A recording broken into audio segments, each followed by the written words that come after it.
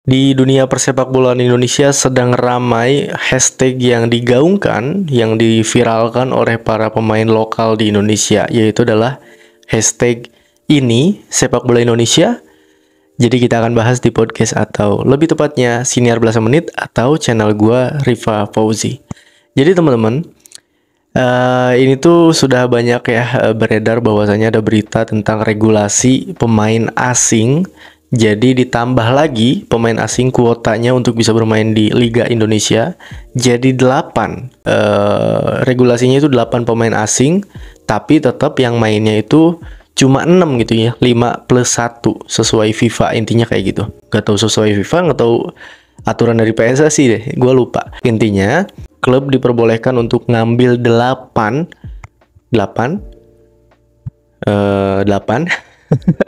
pemain asing dari manapun, tapi yang dimainkan itu cuma 5+1 pemain asing dari Asia. Intinya kayak gitu ya. Nah, intinya ini tuh jadi banyak banget perdebatannya gitu. Jadi banyak yang berpendapat, terutama pemain-pemain lokal kita yang sangat-sangat menolak, sangat tidak menerima atas keputusan dari PSSI ini soal regulasi 8 pemain asing. Karena ini gue akan bahas beberapa poin-poin yang menurut mereka atau menurut beberapa orang ini tidak wajar gitu ya. Poin yang pertama adalah anak-anak di Indonesia mungkin akan kehilangan mimpinya untuk jadi pesepak bola Indonesia. Sebenarnya kalau soal hal ini menurut gua ya, kalau mau punya mimpi jadi pemain sepak bola ya udah, lu tekunin aja. Toh pada akhirnya kalau misalkan lu punya kerja keras yang bagus kayak Ronaldo aja lah, lu juga pasti bisa kok pada akhirnya. Tapi ini nih, balik lagi nih, mental pemain-pemain kita tidak sebagus mental Ronaldo. Nggak sebagus itu, karena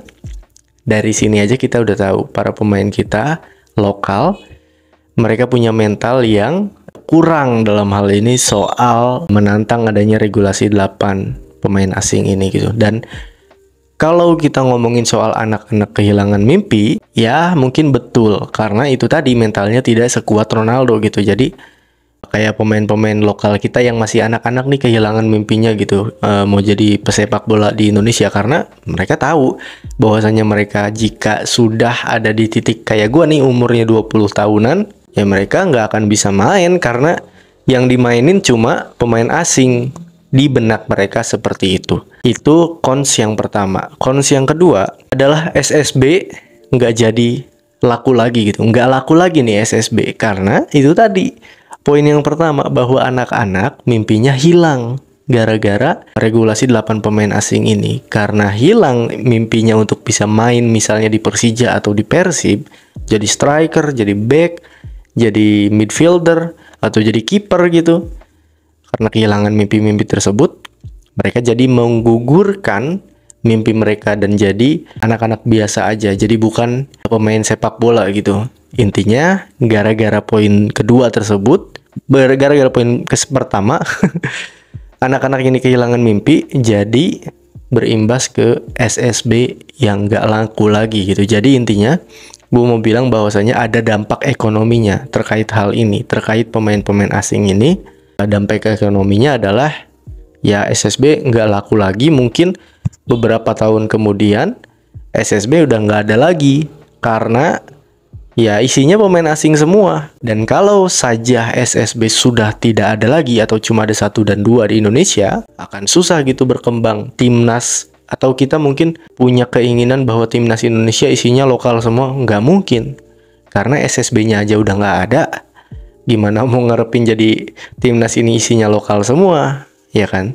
Oke, poin yang berikutnya adalah para pemain ini menolak atau mereka ini kontra dengan regulasi 8 pemain asing ini. Kenapa?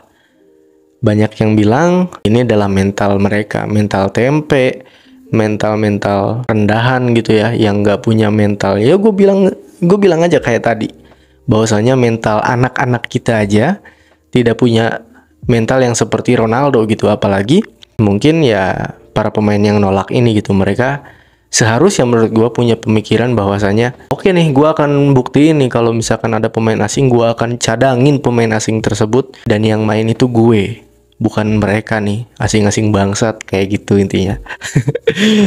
Harusnya mental-mental tersebut dicanangkan atau di benak mereka tuh ada seperti itu, bukan malah menolak menurut gua.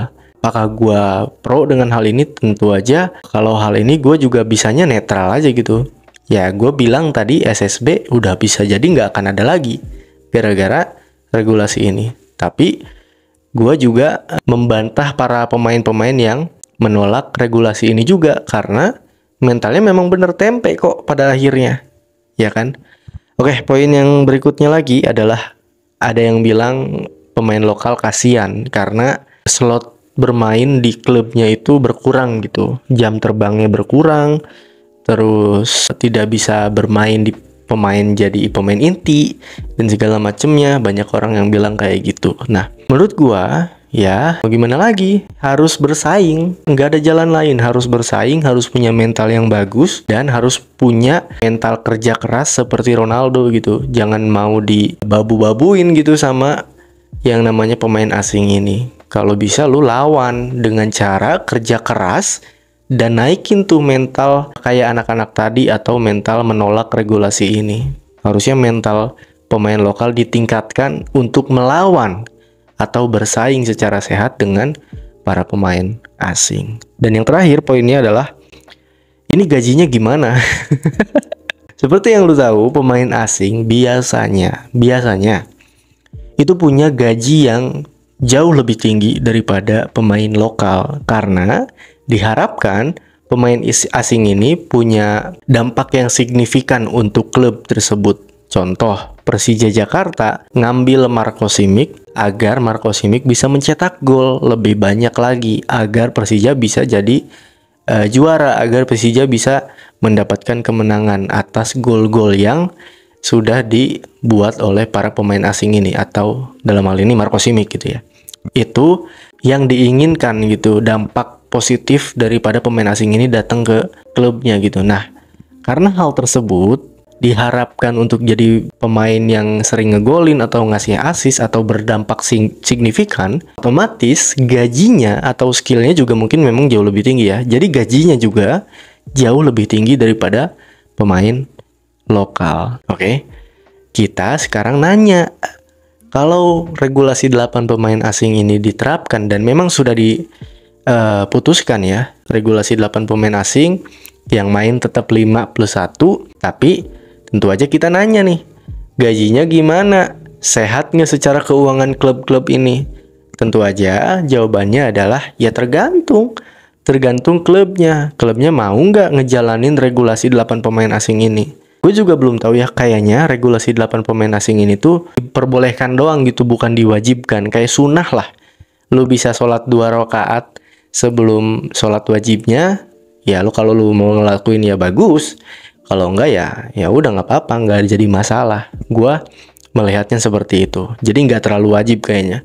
Kalaupun ini diwajibkan, seperti yang gue bilang tadi, pertanyaannya adalah gajinya gimana? Dari mana duitnya ya kan? Gue juga bingung. Kalau misalkan mungkin dalam segi finansial cukup bagus ya oke lah, fine-fine aja. Tapi kalau misalkan seperti klub-klub kayak PSBS Biak yang baru aja naik ke Liga 1 terus diwajibkan untuk bisa mendatangkan 8 pemain asing tuh gimana cara ngegajinya ya kan? Ya, itu adalah beberapa kons atau beberapa kontra yang ada di persepak bola Indonesia terkait regulasi 8 pemain asing ini. Sekarang gua mau bahas tentang 7 poin yang mana poin tersebut adalah mendukung adanya regulasi 8 pemain asing ini. Yang pertama adalah jelas ya. Poin yang pertama adalah agar Liga 1 ini bisa jauh lebih seru lagi, karena seperti yang lo tahu gitu, pemain asing memang sudah sangat-sangat jadi pembeda. Maka dari itu diharapkan Liga 1 akan jauh lebih seru, akan jauh lebih banyak mendatangkan yang namanya sponsor, agar jadi finansialnya tuh biar lebih bagus lagi gitu, intinya itu. Nah, itu poin yang pertama. Poin yang kedua adalah pemain lokal ini bisa mengambil atau bisa meningkatkan skill, mengambil pelajaran daripada pemain asing ini gitu. Kayak contoh misal skill-skill yang jarang dibagikan dari para pemain bola ini, pemain asing ke lokal gitu. Misal menu latihan deh, atau menu makan deh, makannya harus yang bergizi dan segala macam, itu kan patut dicontoh ya. Makanya banyak orang-orang yang mendukung juga atas hal ini biar pemain lokal kita jauh lebih berkembang dengan cara mengambil pelajaran dari para pemain-pemain asing. Oke, itu ya. Yang ketiga adalah pemain lokal ini jelas bisa meningkatkan skillnya. Pertama karena mereka mungkin tertantang ya. Dan yang kedua mungkin mereka bisa mengambil pelajaran yang gue bilang tadi. Jadi lihat nih pemain asing yang datang caranya gini. Kebetulan dari segi permainan sama ya sama dia. Misal midfielder atau striker, dia bisa tahu nih cara nendangnya gimana, lebih baiknya gimana, atau cara ngumpannya gimana, cara bertahannya gimana. Dia jadi lihat dan tahu dan mungkin bisa jadi jauh lebih baik daripada pemain asing tersebut. Yang keempat adalah persaingan ketat dari lokal versus asing ini jadi jauh lebih seru lagi menurut gua, karena pelatih mungkin akan jauh lebih bingung siapa nih. Mungkin sebenarnya nggak bingung ya karena ada pemain asing yang masuknya lebih banyak, ngapain gua pakai pemain lokal gitu kalau pemain lokalnya aja punya mental yang tempe gitu kayak gitu segala macamnya. Jadi pelatih bisa jauh lebih gampang ya untuk bisa memilih pemain inti yang akan dimainkan. Misal Persib lawan Persija gitu ya, Thomas Doll, jadi lebih gampang gitu ya untuk bisa memilah dan memilih, karena seperti yang lu tahu Persija hancur banget gitu ya. Kalau misalkan Persija didatengin 8 pemain asing lokal, 8 pemain asing, mungkin akan jauh lebih gampang untuk Thomas Doll memikirkan 11 pemain intinya seperti apa. Oke. Yang kelima adalah pemain lokal jadi nggak males-malesan lagi. Ini penting banget. Pemain lokal biasanya dicap pemalas. Sebenarnya itu benar. Karena hal malas ini sebenarnya dialami oleh banyak banget orang di Indonesia. Tak terkecuali pemain atau atlet sepak bola di Indonesia. Karena dari itu, dengan adanya regulasi 8 pemain asing ini, menurut gua, pemain lokal jadi nggak bisa untuk males-malesan. Karena dia tahu kalau dia males-malesan, dia nggak bisa yang namanya dapetin jadi pemain inti. Kalau dia males-malesan, mungkin dia akan berpikir, kalau gua males-malesan, gua pasti dicadangin. Dan memang iya. Kalau lu mau males-malesan dan dengan cara dan menu-menu makanan yang tidak sehat, ya udah pasti dicadangin lah. Ngapain lu main gitu pemain inti mungkin 50-60 menit aja nggak nyampe udah ngos-ngosan gitu maksud gua. Jadi poin ini penting karena adanya pemain asing, pemain lokal jadi terpicu semangatnya untuk bisa jadi jauh lebih baik lagi dan tidak malas-malasan lagi. Nah, yang terakhir nih adalah untuk menguatkan pemain lokal soal mental. Mental ini penting, seperti yang gue bilang tadi, beberapa poin udah gue singgung. Soal mental pemain lokal ini memang cukup tempe gitu ya. Ya, kita bisa lihat lah banyak banget pemain-pemain lokal kita yang punya mental yang mainnya kasar, terus juga malas-malasan, terus mental manja, terus juga mental guling-guling, banyak tuh. Dan ya gue harap dengan adanya pemain asing yang datang lebih banyak ke Indonesia, pemain lokal bisa menguatkan mentalnya jadi jauh lebih bagus lagi dan punya mental baja, mental juara, mental penantang, mental bersaing yang sangat-sangat bagus, agar ketika di timnas juga punya mental yang terbentuk dari liga tadi gitu ya. Jadi di liga mentalnya udah kebentuk nih, mentalnya udah naik gitu kan gara-gara ada pemain asing. Ketika dia masuk timnas, mentalnya juga sudah jauh lebih tinggi lagi karena dia tahu di lokal aja di Liga 1 aja udah kayak gitu mentalnya gitu ya. Apalagi sekarang sekelas timnas nih. Masa mau males-malesan lagi, masa mau jelek mainnya gitu. Mentalnya juga harus dinaikin. Pemain jelek itu bukan gara-gara nggak sehat menurut gua. Pemain jelek itu gara-gara mental. Kalau aja mentalnya bagus, mau sesakit apapun dia, namanya mental, nggak bisa dilawan. Oke, itu adalah beberapa poin yang mendukung, yang kontra gitu ya. Jadi lu ada di pihak mana?